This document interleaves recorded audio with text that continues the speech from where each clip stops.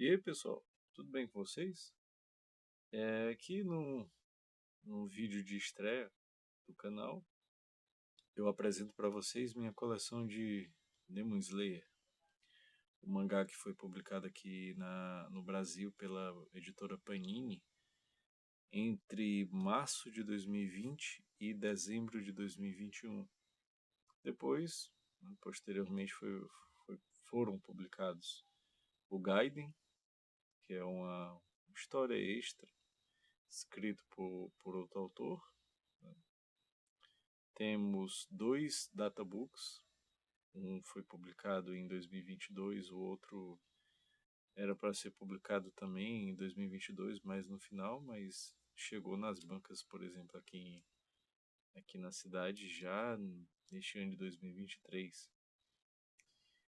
E duas novels, né? Dois livrinhos escritos por Aya Yajima, dois livrinhos que completam essa história de Demon Slayer. Esse aqui foi a última coleção de mangá que eu fiz. Antes dela já terminei de Ataque dos Titãs, né? O famoso Shingeki no Kyojin. E tem outras em andamento, mas completa essa aqui foi a minha última. É uma série muito bacana.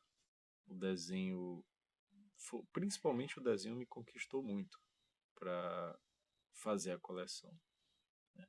É um shonen desenhado pela Koyoharu Gotouge e diferente de vários shonens shonen, para quem não sabe, é o mangá, né, história em quadrinho japonesa, que é voltada para o público uh, para meninos, né?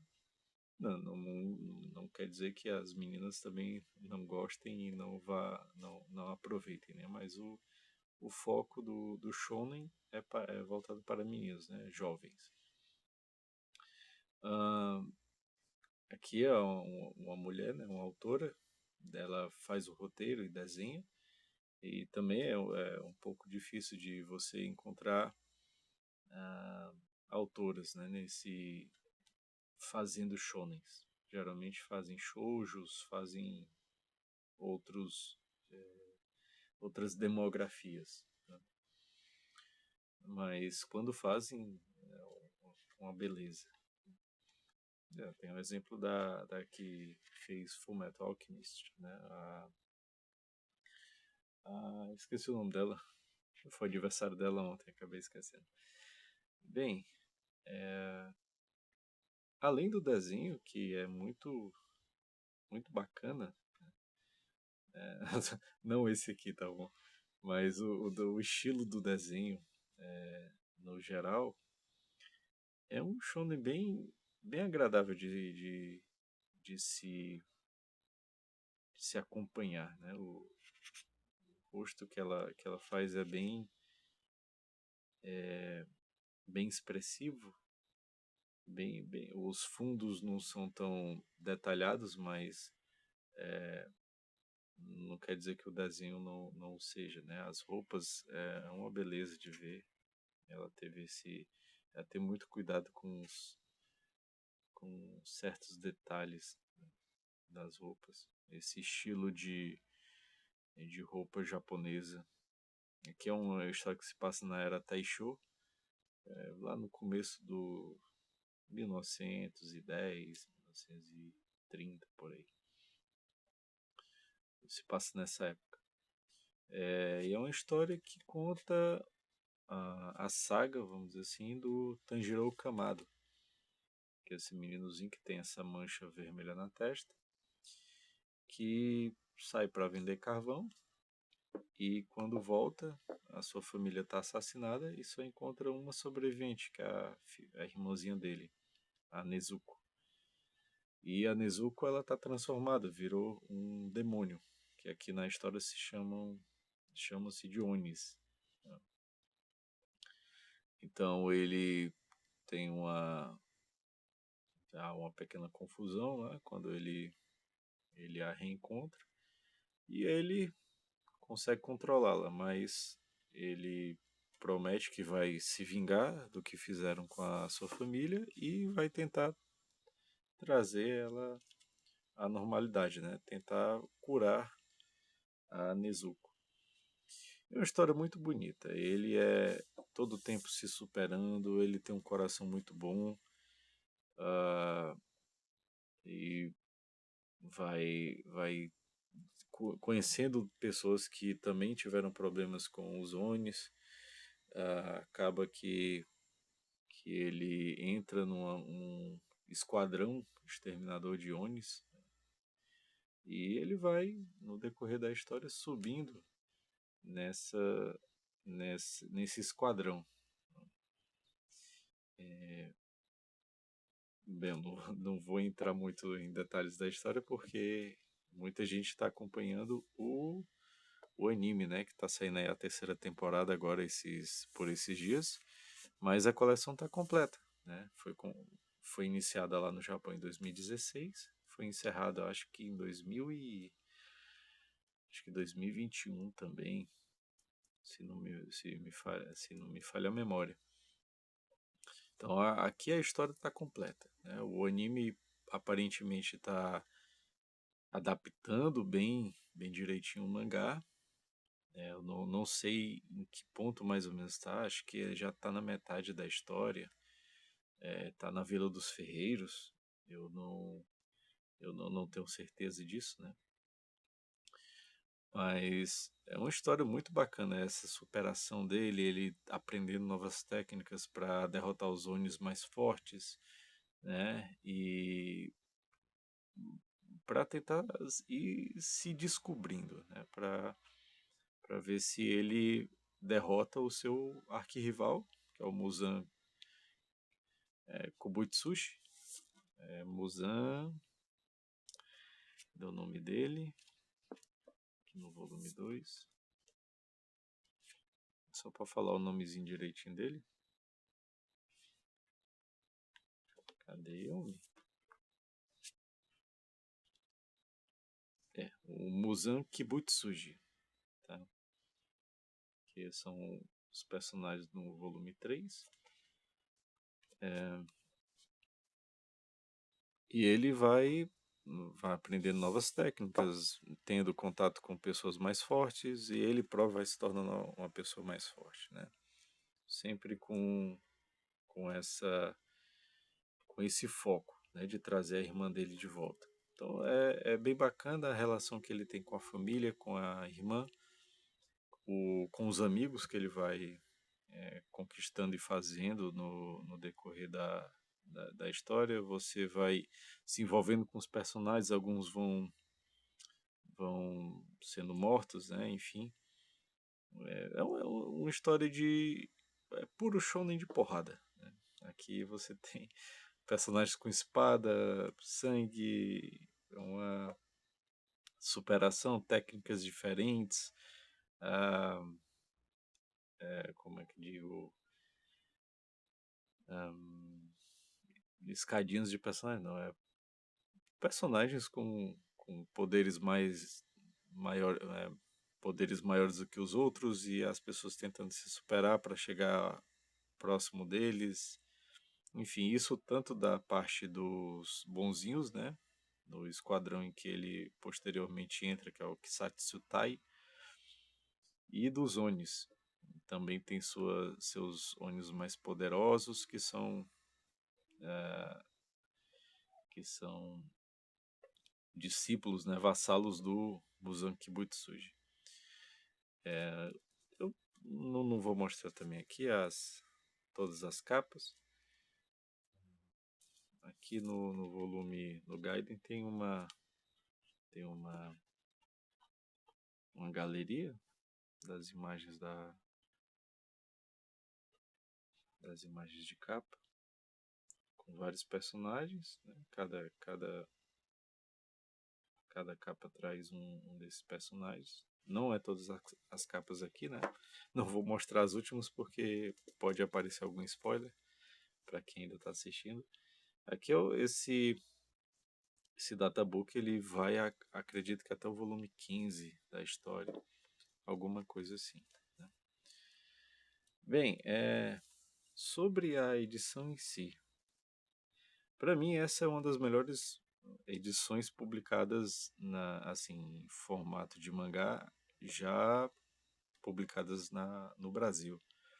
Eu acostumado com aqueles mangás da Conrad de meio tanco, né, que é um volume desses pela metade, como era publicado Dragon Ball, Cavaleiro do Zodíaco, né? Me surpreendi bastante porque nesse volume de Demon Slayer eu acredito que foi a estreia de uma aproximação do modo de fazer mangás de, de um modo de publicar mangás como é publicado lá no Japão. Você ter um formatozinho menor, tá? Você ter uma sobrecapa, isso aqui dá uma sobrevida grandiosa no mangá, dá um aspecto de luxo, né? Você ter essa sobrecapa aqui, uma laminação fosca, orelhas, o papel couché aqui, as orelhas com a mensagem do autor. Isso aqui é muito bacana, o resumozinho do volume atrás. E no volume em si, uma capa diferente, né? Algumas edições têm uma capa igual, né? Mas aqui a capa ela tem todas as capas, né? Tem uma similaridade com a capa de baixo tem uma similaridade com a sobrecapa original. Lombado aqui também. Eu fiquei apaixonado quando cheguei em casa e abri, né?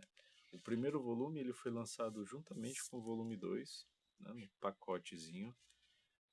Saiu dois pelo preço de um, então aqui no preço de capa de ambos tem R$ 24,90, mas os dois juntos custou R$ 24,90. E os volumes, para maior alegria, tem essa capa mais grossa. O papel é um off-white, aquele papel meio amareladozinho, né? Muito similar ao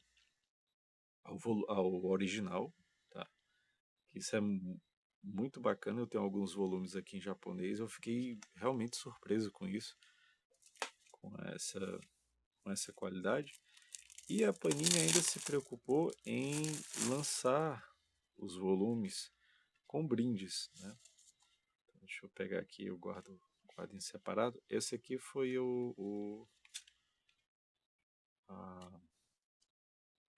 vamos dizer assim, a embalagem, né, em que veio os dois volumes juntos. Essa fitinha aqui envolvia os dois volumes. Então aqui R$ 24,90.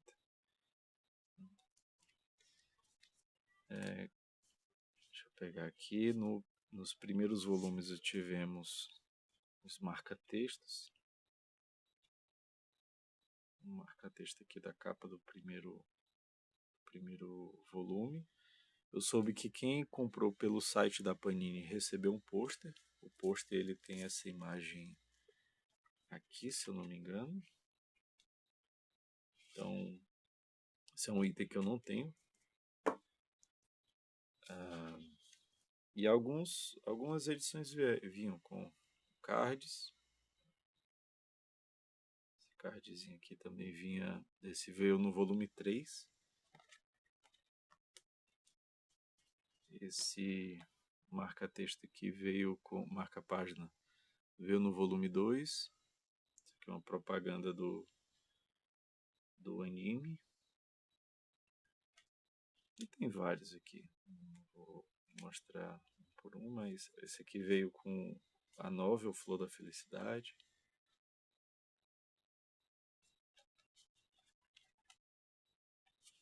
Aqui.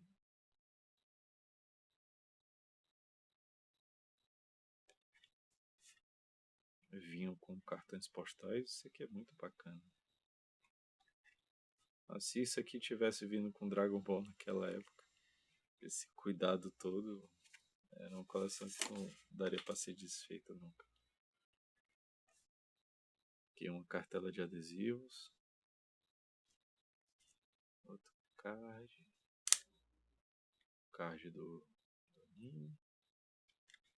Que veio com o último volume.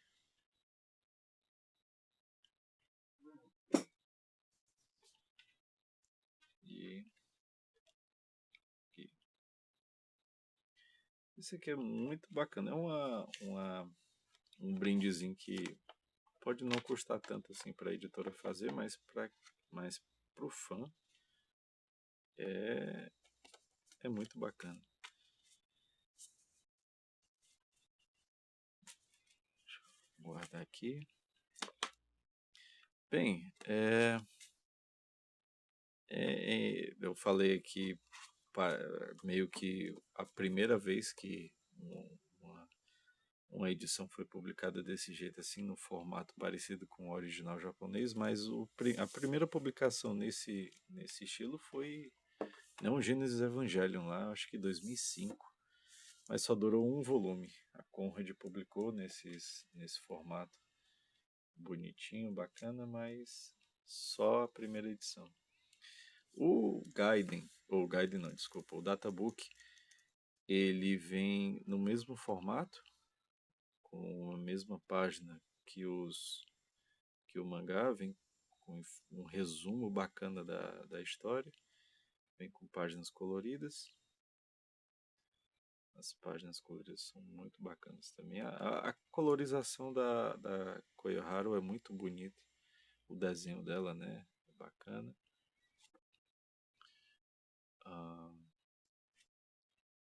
Aqui. Espero que a Panini publique o artbook. O artbook saiu esse mês, acredito, lá nos Estados Unidos. E eu tava querendo, tô de olho, né? Mas estou esperando a Panini publicar aqui. A novel vem com a historinha, com algumas histórias escritas por outra autora, né? E não é essencial para conhecer a história de Demon Slayer, né? Mas o que eu gostei bastante foi o formato, né?